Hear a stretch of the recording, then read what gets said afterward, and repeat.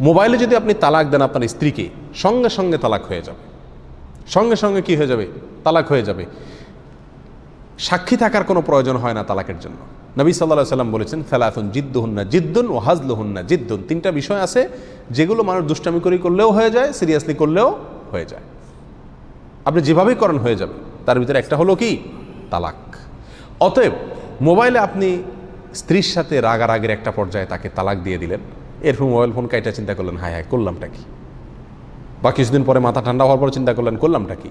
তখন বললেন, না আমি তো সরাসরি বলি নাই, আমি বলছি কেউ তো শুনে নাই, কোনো সাক্ষী ছিল না, কোনো কিছুতে কাজ আসবে না। আপনি মোবাইল ফোনে যদি তালাক দেন স্ত্রীকে, সঙ্গে সঙ্গে কি হয়ে যাবে?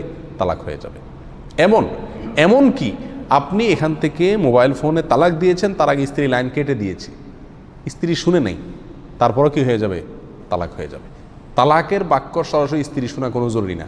আপনি তালাক দিছেন, মুখ দিয়ে বলছেন আমি আমার স্ত্রীকে কি করলাম? তালাক দেওয়ার কথা বললেন, তালাক দিলাম, তাহলে কি হয়ে যাবে? সঙ্গে সঙ্গে তালাক হয়ে যাবে। আপনার মনে কি উদ্দেশ্য আছে, শুনছে কি না, সাক্ষী আছে কি না, স্ত্রী শুনলো কি না, সরাসরি বলছেন না মোবাইলে বলছেন, এসব দেখা দেখি নেই। এত জটিল একটা বিষয়। এই জন্য ভাইয়ারা, তালাক মুখ থেকে বের করার আগে 10 বার চিন্তা করবেন। বিশেষ করে প্রবাসীদের এই ঘটনাটা বেশি হয়, বা যারা স্ত্রীর কাছ থেকে দূরে থাকে তাদের এই সমস্যাগুলোও বেশি দেখা দেয়।